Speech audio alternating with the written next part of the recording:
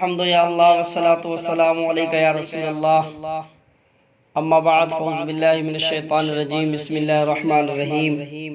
ان الذین کفروا بآیاتنا سوف نصلیہم نارا کلما نضجت جلودہم بدلناہم جلودا غیرہا لیذوقوا العذاب ان اللہ کان عزیزا حکیما صدق اللہ العظیم وصدق رسول النبی الامین الکریم ونحن علی ذلک لمن الشاہدین والشاکرین والحمد للہ رب العالمین۔ تمام تعریفیں اللہ رب العالمین کے لیے لائق و زیبا ہیں جو ہمارا اور ساری کائنات کا خالق و مالک ہے، اور بے پناہ درود و سلام ہو اس نبی صلی اللہ تعالیٰ علیہ وسلم پر جس نے ہمیں دنیا اور اس کے حالات سے واقف فرمایا اور زندگی گزارنے کا طریقہ اور سلیقہ بتایا۔ اللہ تعالیٰ نے ہمیں اور آپ کو پیدا فرمایا اور ایک مقصد کے تحت پیدا فرمایا، اور اس مقصد کو اللہ تبارک و تعالیٰ نے قرآن پاک میں بیان فرمایا۔ رب ارشاد فرماتا ہے وَمَا خَلَقْتُ الْجِنَّ وَالْإِنسَ إِلَّا لِيَعْبُدُونَ، ہم نے جن اور انسان کو اس لیے پیدا کیا تاکہ وہ ہماری عبادت کریں۔ تو رب کریم نے اپنی عبادت کے لیے ہمیں اور جنات کو پیدا کیا ہے، یعنی انسانوں اور جناتوں کو پیدا فرمایا ہے، اور جو اللہ رب العالمین کی عبادت کرے گا، اس کے فرامین پر عمل کرے گا، اللہ تبارک و تعالیٰ نے اس کے لیے بہترین جزا اور بہترین مقام اور بہترین مکان تیار کر رکھا ہے جس کو ہم جنت کہتے ہیں۔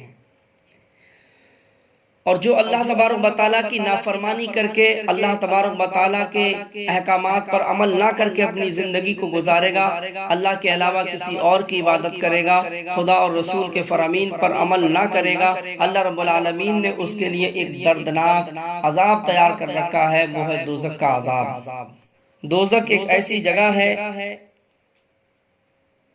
اور ایک ایسا مکان ہے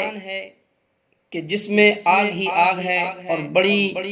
سخت اور شدید آگ ہے جو اللہ رب العالمین نے نافرمانوں کے لیے تیار کی ہے۔ قرآن مجید میں پروردگار عالم ارشاد فرماتا ہے ان الذین کفروا بآیاتنا سوف نصلیہم نارا کلما نضجت جلودہم بدلناہم جلودا غیرہا لیذوقوا العذاب ان اللہ کان عزیزا حکیما۔ بے شک جن لوگوں نے ہماری نشانیوں سے کفر کیا، ہم انہیں عنقریب دوزخ کی آگ میں جھونک دیں گے۔ جب کبھی ان کی جلدیں پک جائیں گی یعنی جل جائیں گی، ہم ان کی جلدوں کو بدل کر دوسری کر دیں گے تاکہ وہ برابر تازہ عذاب چکھتے رہیں۔ بے شک اللہ رب العالمین زبردست حکمت والا ہے۔ اس آیت کریمہ میں اللہ رب العالمین نے جہنم کے عذاب کو بیان فرمایا ہے کہ جہنم میں کس طرح کا عذاب ہوگا۔ اس کے علاوہ اور بھی متعدد آیت کریمہ اللہ رب العالمین نے جہنم کے عذاب کے بارے میں بیان فرمائی ہیں، اور بے شمار احادیث کریمہ بھی جہنم کے عذاب کے بارے میں موجود ہیں۔ ہمارے نبی صلی اللہ تعالیٰ علیہ وسلم نے بھی اپنی امت کو جہنم کے عذاب سے آگاہ فرمایا ہے۔ جہنم کیا ہے؟ حضرت ابو موسیٰ اشعری روایت کرتے ہیں کہ جہنم کی اتنی گہرائی ہے کہ اگر جہنم کے سرے سے کوئی پتھر اس کی تہ میں ڈالا جائے تو نیچے پہنچتے پہنچتے اس کو 70 سال کا وقت گزر جائے گا۔ اور صحابی رسول حضرت ابو ہریرہ رضی اللہ تعالیٰ عنہ روایت کرتے ہیں کہ ہم نبی کریم صلی اللہ تعالیٰ علیہ وسلم کے ساتھ موجود تھے، ایک آواز آئی، ایک آہٹ آئی۔ سرکار دو عالم صلی اللہ تعالیٰ علیہ وسلم نے ارشاد فرمایا کہ اے میرے پیارے صحابیوں، آپ نے کوئی آواز سنی، کوئی آہٹ سنی؟ صحابہ کرام عرض کرتے ہیں یا رسول اللہ صلی اللہ تعالیٰ علیہ وسلم، ہاں ہم نے آواز سنی۔ نبی رحمت صلی اللہ تعالیٰ علیہ وسلم فرماتے ہیں بتاؤ یہ کس چیز کی آواز ہے؟ تو صحابی عرض کرتے ہیں یا رسول اللہ صلی اللہ تعالیٰ علیہ وسلم واللہ ورسولہ عالم، اللہ اس کا رسول بہتر جانتا ہے۔ تو نبی رحمت صلی اللہ تعالیٰ علیہ وسلم نے ارشاد فرمایا کہ اے میرے پیارے صحابیوں، اللہ رب العالمین نے دوزخ کے کنارے سے ایک پتھر دوزخ کے نیچے یعنی دوزخ کی تہ میں ڈالا ہے، اور اس کو آج 70 سال کا زمانہ گزر گیا، آج وہ جہنم کی نیچی تلی پر نیچے تہ میں پہنچا ہے، اس کے گرنے کی آہٹ اور اس کے گرنے کی آواز آ رہی ہے۔ تو جہنم کا عذاب بہت سخت ہے۔ حدیث پاک میں آتا ہے کہ جہنم میں سب سے ہلکا عذاب اس شخص کو ہوگا جس کو آگ کے جوتے پہنائے جائیں گے، اور ان آگ کے جوتے پہننے کی وجہ سے اس کا دماغ کھول رہا ہوگا، اس طریقے سے جیسے کہ آگ پر رکھی ہانڈی کھولتی ہے، اس طریقے سے اس کا عذاب کھول رہا ہوگا۔ یہ سب سے ہلکا عذاب جو ہے وہ جہنم کا ہوگا، اور اسے یہ محسوس ہوگا کہ مجھے سب سے سخت عذاب دیا جا رہا ہے۔ بہت سخت عذاب ہے دوزخ کا۔ حضرت انس رضی اللہ تعالیٰ عنہ روایت کرتے ہیں کہ رسول اللہ صلی اللہ تعالیٰ علیہ وسلم نے ارشاد فرمایا، قیامت کے روز دوزخ والوں میں سے ایک ایسے شخص کو لایا جائے گا جس نے دنیا میں بڑے عیش و آرام اٹھائے ہوں گے، ہر طرح کی نعمتوں کے مزے چکے ہوں گے، اپنی زندگی آسائش و آرام میں گزاری ہوگی۔ اس شخص کو جب لایا جائے گا اور اس کو دوزخ میں ایک گوتا دیا جائے گا، اور اس کے بعد اس سے پوچھا جائے گا کہ اے شخص بتا، کیا دنیا میں تو نے کبھی کوئی آرام پایا ہے، کوئی چین و سکون پایا ہے، کسی نعمت سے لطف اندوز ہوا ہے، کوئی نعمت سے تو نے فائدہ اٹھایا ہے؟ وہ کہے گا، اے اللہ رب العالمین، میں نے دنیا میں کسی چیز سے کوئی فائدہ نہیں اٹھایا، میں نے دنیا میں کوئی آرام نہیں پایا ہے، میں نے دنیا میں مصیبتیں ہی مصیبتیں پائی ہیں۔ یعنی کہ اللہ رب العالمین جب اس کو دوزخ میں گوتا لگائے گا تو وہ دنیا کے تمام آرام اور چین اور سکون کو بھول جائے گا۔ اور اس کے بعد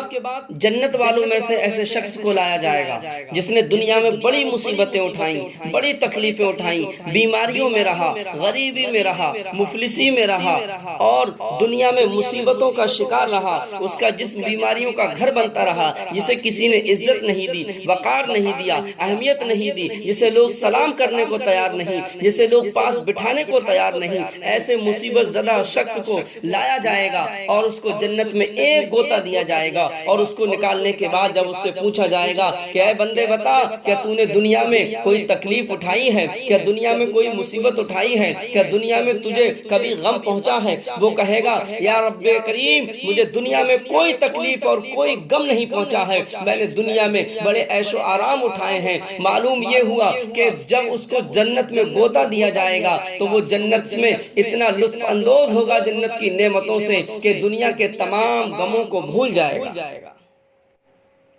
حضرت ابو ہریرہ رضی اللہ تعالیٰ عنہ روایت کرتے ہیں کہ رسول کریم صلی اللہ تعالیٰ علیہ وسلم نے فرمایا، دوزخ کی آگ کو 1000 برس تک دہکایا گیا، یہاں تک کہ آگ سرخ ہو گئی، پھر 1000 سال تک اس کو دہکایا گیا، یہاں تک کہ دوزخ کی آگ بالکل سفید ہو گئی، پھر 1000 سال تک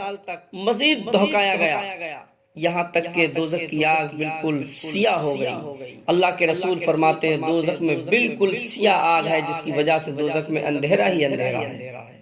حضرت ابو ہریرہ رضی اللہ تعالیٰ عنہ فرماتے ہیں کہ نبی کریم صلی اللہ تعالیٰ علیہ وسلم نے فرمایا کہ لوگو، تمہاری دنیا کی آگ جہنم کی